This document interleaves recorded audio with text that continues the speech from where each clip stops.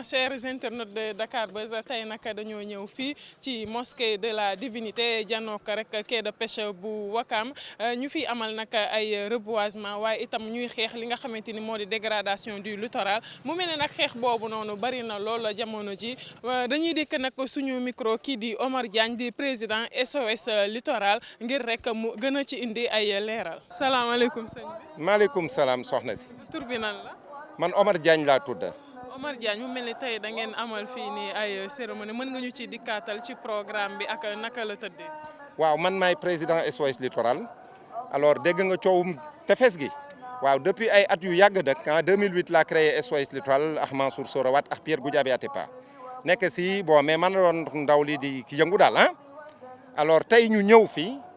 def benn programme bu ñu tuddee la grande marche du littoral mais grande marche bi je me suis inspiré de la marche rouge de Mao. donc dañ gis ne coowu littoral bi Dakar rek bon kërëb alors duñ si sori daal président ñëw def du tape à l'œil après ñu dem tëddi nelaw léegi nag si laa ne il faut des activités permanentes léegi ma bëgg grande marche bi dem fépp si Sénégal léegi fu amati problème mu littoral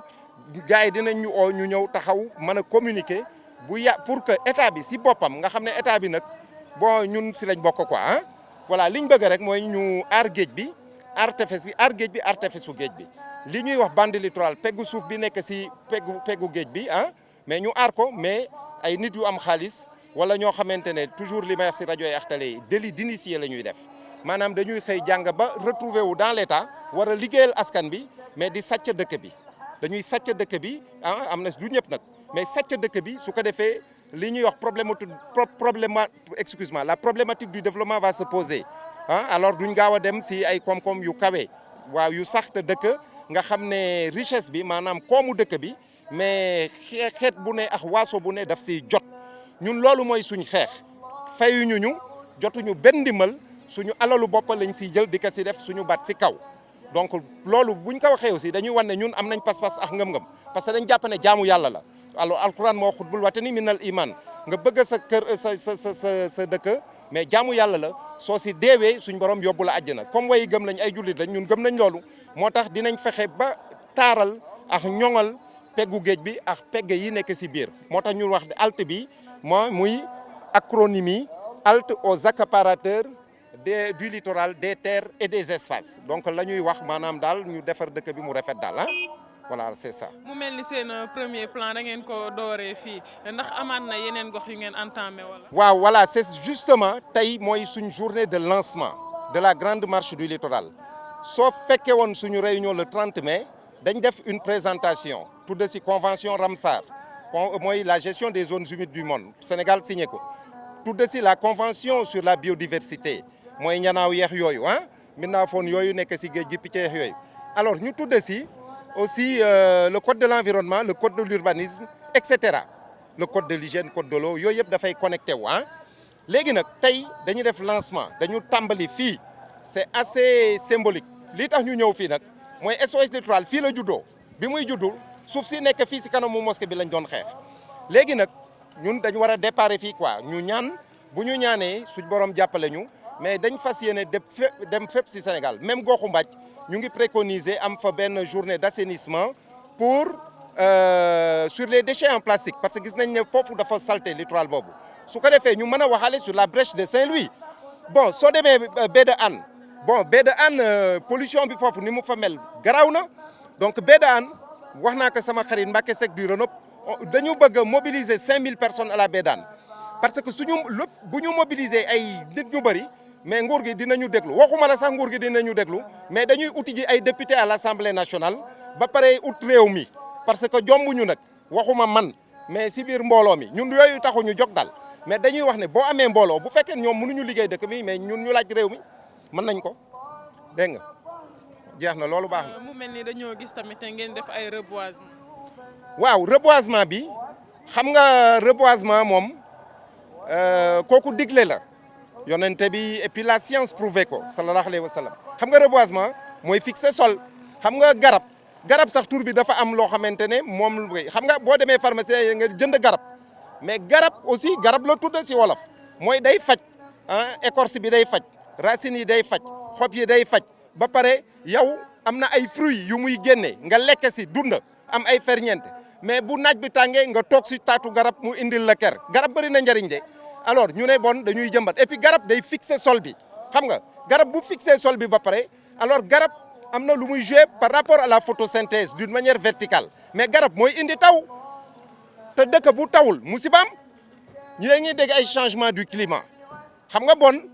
li ñu restauration des écosystèmes maanaam yàqu-yàqu yi am si àddina bi te nga xamante ne alxuraan sax wax na ne mais la main de l'homme mu ngi si aya alxuraan la donc loolu moo tax tey jii bépp citoyen war nga jóg mais affaire u garab nga def ko yitte bon ñun du tey lañ ñëw di ji garab Ouakam ji nañ fi au moins 5000 pieds d'arbre man 2001 ba léegi maa ngi ji garab Ouakam bi ma nekkee parental bu ndaw si vacances citoyennes yu jëkk ya tey jii nag bon damay sant gërëm quoi ku mel ni Riyad ñoom grand Soumaré bii nga xamante ne mu ngi xeex au niveau de la bande des Filao kooku ngeen wax ka parce que bu ñu jógee fii laaj nga ma ko dañuy dem bande des Filao enjeu yi nekk corniche u Gàddaay dinañ si wax nguur gi moomul nit ñi et puis am na ay dossiers yu ñoraan buñ ñu waxloo lu bëri xam nañ ko te ragaluñu li ñuy def d'ailleurs ñun yóbbu nañ nguuru Sénégal plusieurs fois tribunal yóbbu nañ leen de donc ragaluñu li ñuy wax parce que li ñuy wax dëgg la si ñun te li ñuy wax sartu réew mi la loi fondamentale moo ko wax Sénégal yi yëpp tey war nañ jóg jublu si environnement avec les ressources naturelles ñu aar suñu dëkk aar suñu koom parce que loolu moo mën a jëmale dëkk bi si kanam suñ ko deful rek xamuñu li ñuy def dañuy nax saayal suñu njaboot mooy les générations futures donc enjeu écologique yi dafa yaatu ba nga xamante ne xajul si interview waaw mën nañ la si wax lu bëri parce que on était dans le comité alors dans la conférence nationale sur le développement durable on était dans les 100 experts qui faisaient la lettre de politique sectorielle du gouvernement sur les ressources gazières et pétrolières donc ñun enjeu yi dañ ko xam lii di ñëw bu ñu nelawee tuuti rek suñu dëkk daanu suñu dëkk nax saay donc ñun nag waxuñu dañ am xam-xam wax fa dëgg yàlla dañu am suñu volonté xam nga volonté moo ëpp xam-xam volonté bi moom la ñuy demee si askan bi pour wax leen ne leen jóg leen ngeen aar li ngeen moom askan bi nag bu ñu waxee loolu wax aussi ñi ñu jiite si askan bi ñi ñu jiite bu fekkente ne defuñu li askan bi bëgg mais ñun dinañ pousse askan bi ñu jëlee fi ñi ñu jiite pour changer leen loolu aussi ragaluñu ko parce que méthode yi xam nañ ko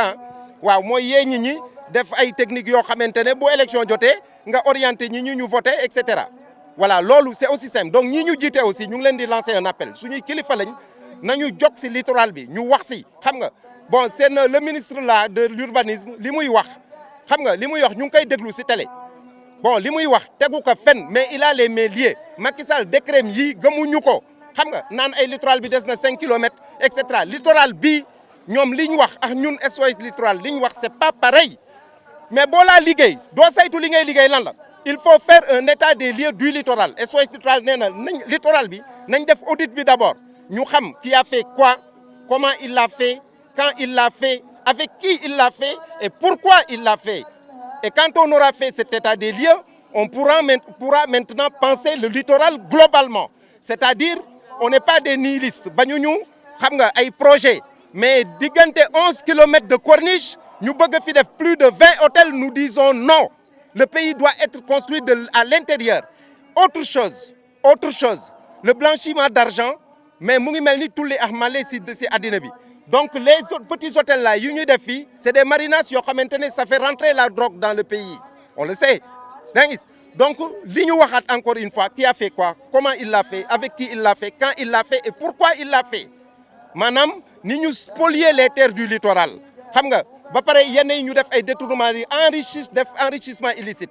et sur ce plan je sais de quoi je parle j'ai reçu le directeur du cadastre chez moi on a essayé de me corrompre ici c'était 1 milliard l'enjeu et j'ai refusé moo tax ma man taxaw fii di wax sama batte depuis 2009 maa ngi koy wax à la télé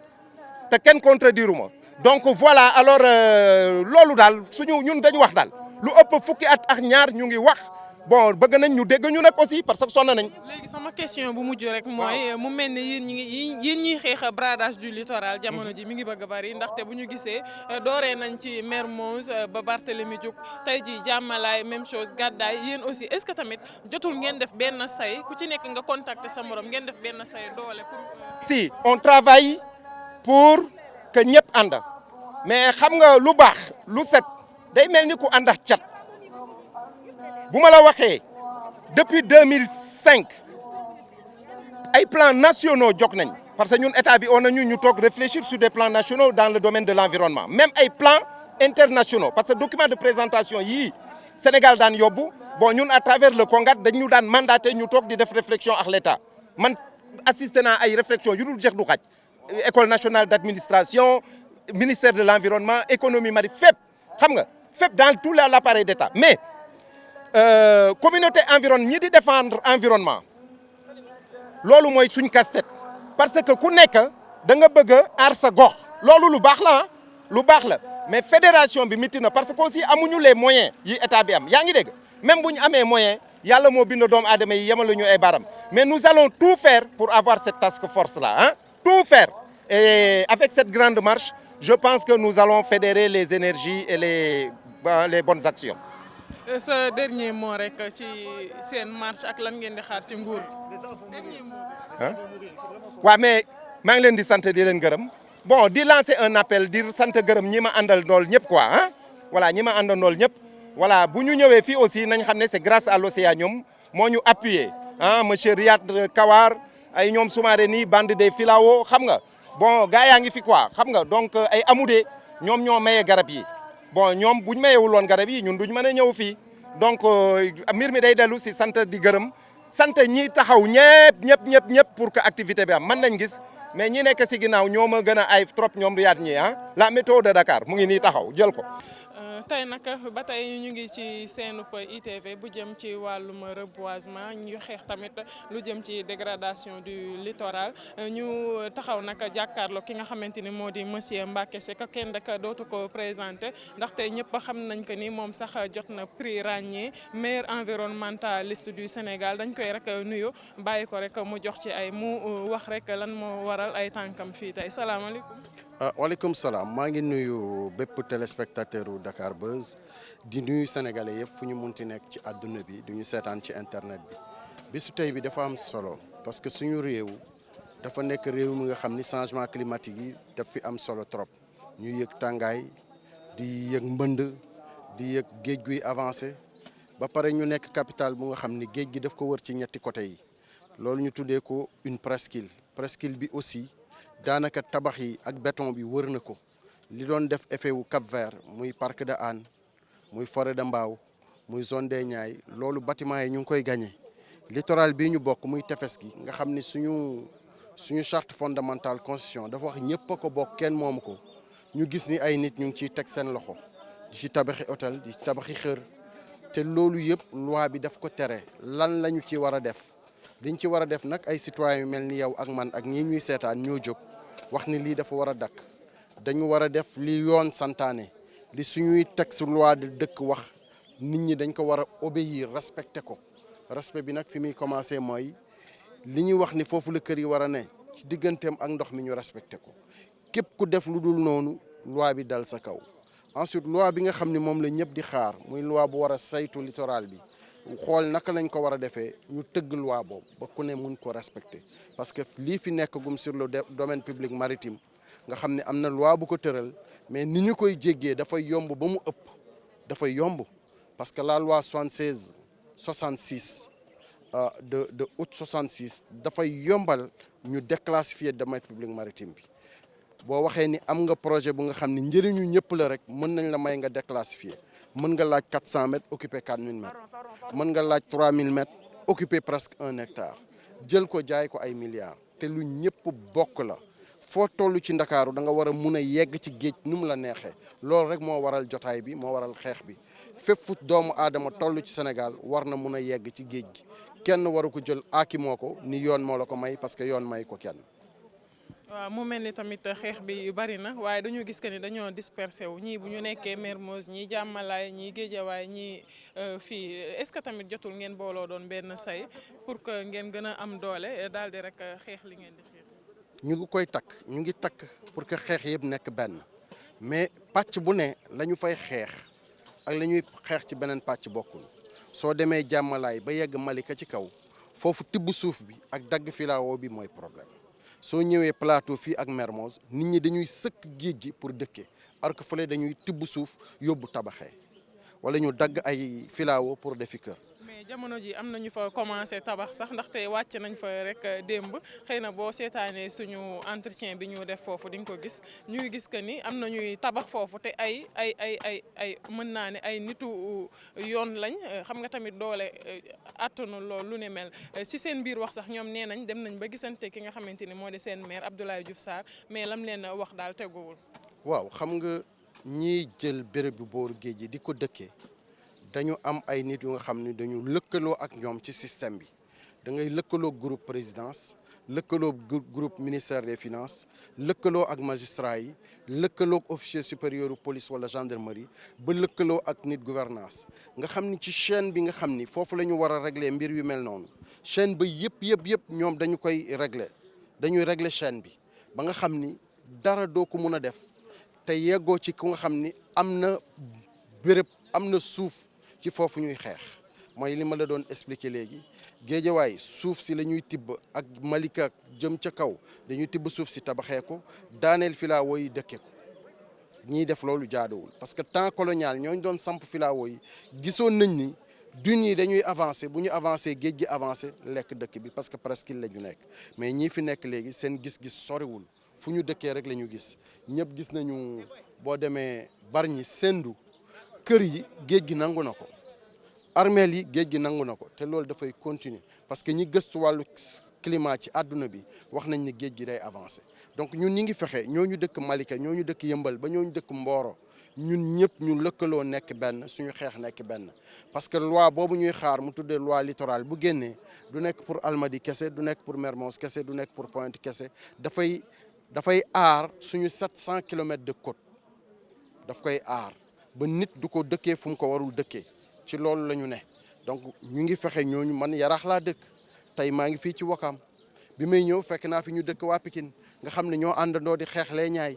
ñu fekk fi ñi nga xam ne ñooy xeex fële ci gannaaw hôpital Dantec ñu ñëw ànd ak waa Wakaam yi donc mbir yi mu ngi togg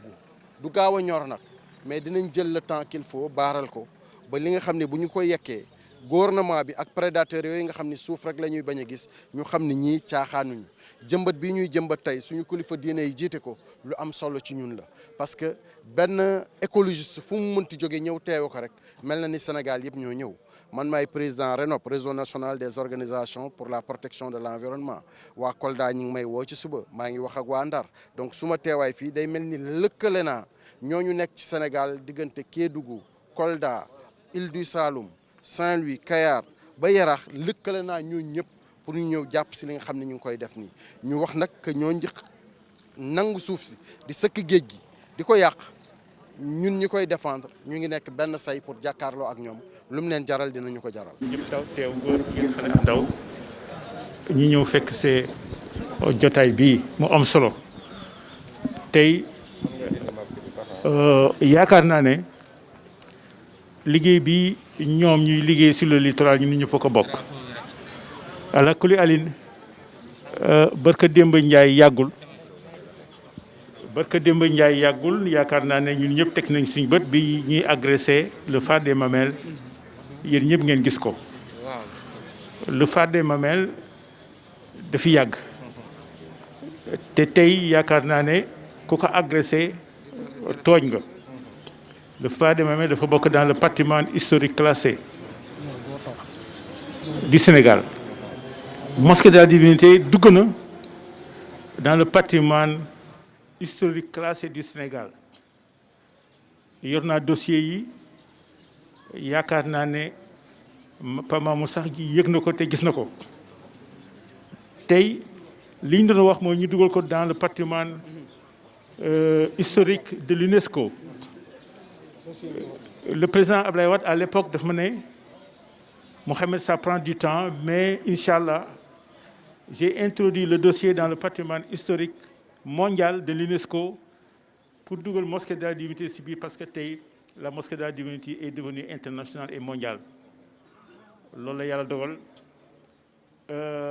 yaakaar naa ne tey choix boobu c'est un choix divin. Le site également est un site